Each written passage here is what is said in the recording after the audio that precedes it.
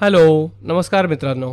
या व्हिडिओमध्ये आपण मापनावर आधारित शाब्दिक उदाहरणं बघणार आहोत आणि ही उदाहरणं बघत असताना तुम्हीसुद्धा ती उदाहरणं नीट काळजीपूर्वक वाचा आणि स्वतः तुमच्या वहीमध्ये सोडवून बघा आणि मग हा व्हिडिओ तुम्ही पूर्ण बघा अशी आमची अपेक्षा आहे.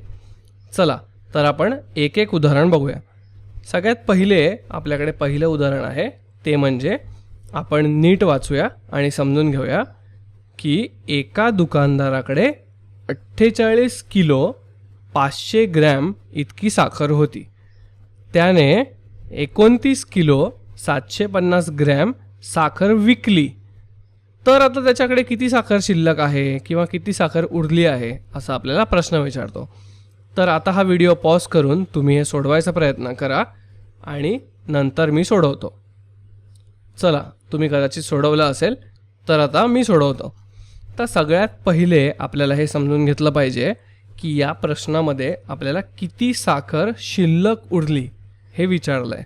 तर असं जेव्हा विचारलेलं असतं तेव्हा शक्यतो तो प्रश्न वजाबाकीचाच असतो.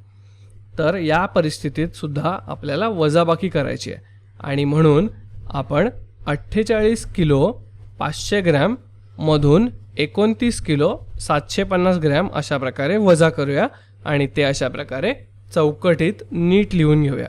आता हे वजा करत असताना आपल्याला एक गोष्ट माहिती आहे की 500 मधून मी 750 ग्रॅम म्हणजे छोट्या संख्येतून मोठी संख्या तर वजा नाही करू शकत आणि म्हणून आपल्याला इथल्या 48 किलोमधला 1 किलो उसना घ्यावा लागेल आणि त्याला 47 असं लिहायला लागेल आणि त्याचा 1 किलो म्हणजेच 1000 ग्रॅम आपण इकडे उजव्या बाजूला ग्रॅमच्या दिशेने उसने घेऊया आणि ते वरती लिहूया 500 ग्रॅम अधिक ते 1000 ग्रॅम बरोबर 1500 ग्रॅम.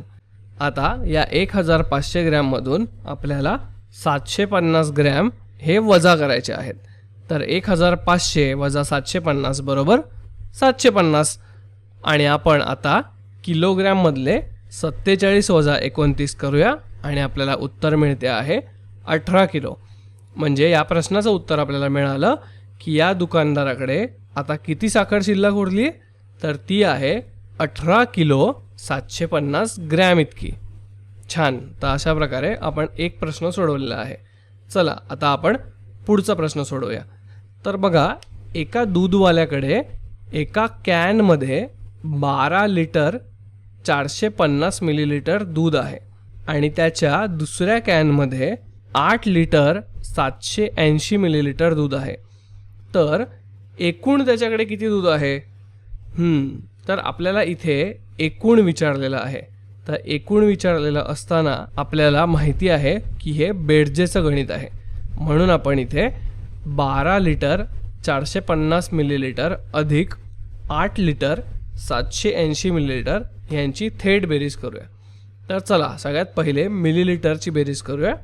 450 अधिक 780 बरोबर होतात 1230 मिलीलिटर. आता यातील हा जो एक आहे हा आपल्याला दर्शवतो 1000 मिलीलिटर म्हणजे याची स्थानिक किंमत 1000 इतकी आहे आणि आपल्याला माहिती आहे 1000 मिलीलिटर म्हणजे 1 लिटर आणि म्हणूनच आपण इथे या बेरजेला अशा प्रकारे सुद्धा लिहू शकतो 1 लिटर 230 मिलीलिटर आणि म्हणून आपण इथे बेरजेमध्ये लिहूया 450 अधिक 780 बरोबर 230 आणि हातचा 1 आणि तो 1 आहे 1 लिटर इतका. तर तो 1 अधिक 12 अधिक 8 बरोबर 21 लिटर आणि आपल्याला इथे उत्तर कळलेलं आहे की या दूधवाल्याकडे आता एकूण दूध आहे 21 लिटर 230 मिलीलिटर इतकं. छान. तर अशा प्रकारे आपण दुसरा प्रश्नसुद्धा नीट सोडवलेला आहे. आता आपल्याला पुढे शेवटचा प्रश्न बघायचा आहे. तर बघा, रियाकडे 75 रुपये 40 पैसे होते आणि तिने त्याच्यातून 38 रुपये 75 पैसे खर्च केले. तर आता तिच्याकडे किती पैसे शिल्लक आहेत? तुम्ही सुद्धा करून बघा आणि मी सुद्धा आता करून बघतो. तर तिच्याकडे शिल्लक असलेली रक्कम आपल्याला विचारलेली आहे. तर शिल्लक विचारलेले असताना आपल्याला करायची आहे वजाबाकी आणि ती वजाबाकी आहे 75 रुपये 40 पैसे वजा 38.75 रुपये. आता इथल्या पैशांची आपण पहिले वजाबाकी करूया. 40 वजा 75 तर आपल्याला थेट करता येणार नाही, म्हणजे आपल्याला रुपयांमधून 1 रुपया उसना घ्यावा लागेल आणि तो आपण घेऊया या 75मधून. तर 75मधून आपण 1 रुपया उसना घेतला आणि आपण इथे रुपयाच्या मध्ये 75च्या जागी काट मारून 74 लिहिले आणि हा 1 रुपया आपण इथे 40मध्ये बेरीज केला तर आपल्याला मिळाले 140 पैसे. आता या 140 पैशांमधून आपण 75 पैसे वजा करू शकतो आणि त्याचं उत्तर आपल्याला मिळतं 65 पैसे. म्हणजे आपल्याला इथे उजव्या बाजूचं उत्तर मिळालेलं आहे 65 पैसे इतकं. आता रुपयांची वजाबाकी करूया. तर रुपयांची वजाबाकी आहे 74 वजा 38 इतकी आणि जी होते 36 रुपये.